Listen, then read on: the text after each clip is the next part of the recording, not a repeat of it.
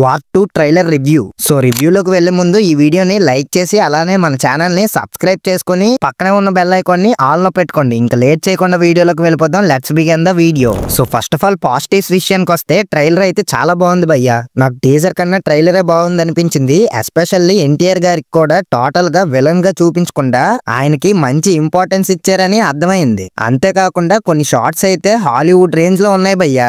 ఇంకా ఈ spy universe లో నాకు బాగా నచ్చింది ఏంటంటే హీరోయిన్ క్యారెక్టర్ కూడా బాగా ఇంపార్టెన్స్ ఇస్తారు. అంటే హీరోయిన్ ఏదో పెట్టాలన్నట్టు కాకుండా హీరోయిన్ కూడా మంచి ఎలివేషన్ సీన్స్ పెడతారు. ఈ విషయంలో మాత్రం వీళ్ళని ఎవరు బ్రేక్ చేయలేరు భయ్యా. ఇంకా ఇప్పటి వరకు ఎక్కడైనా టీజర్ లో అయినా ట్రైలర్ లో అయినా ఎన్టీఆర్ గారి ఫ్యామిలీని ఏ షార్ట్స్ లో కూడా చూపించలేదు భయ్యా. అంటే ఎన్టీఆర్ గారికి ఏ ఫ్యామిలీ లేదనుకుంటారేమో, కాదు, ఒక ఫ్యామిలీ ఉంది, ఒక ఫ్లాష్ బ్యాక్ కూడా ఉంది. దాన్ని మాత్రం హైడ్ చేస్తున్నారు మూవీ టీం అయితే.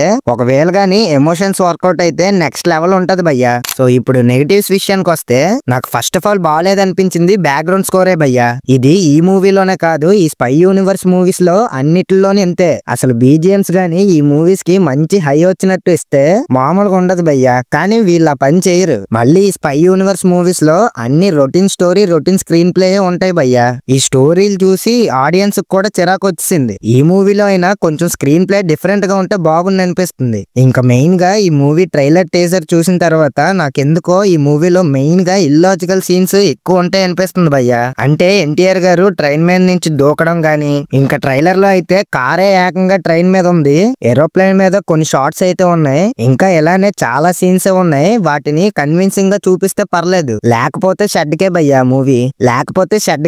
మూవీ. అంతేకాకుండా కూలీ మూవీతో క్లాష్ వస్తూ ప్రమోషన్స్ లేకుండా మూవీ నుంచి జస్ట్ ట్రైలర్ టీజర్ లాంటివే రిలీజ్ చేశారు. వాళ్ళేమో 3 సాంగ్స్ రిలీజ్ చేశారు. అవేమో సోషల్ మీడియాని కుమ్మేస్తున్నాయి. మరి ఇలా అయితే కష్టమే. సో ఏదైతే ఏంటి, ట్రైలర్ అయితే మొత్తానికి బాగుంది భయ్యా. నేనైతే ఈ మూవీ గురించి ఆగస్ట్ 14th వరకు వెయిట్ చేస్తున్నాను.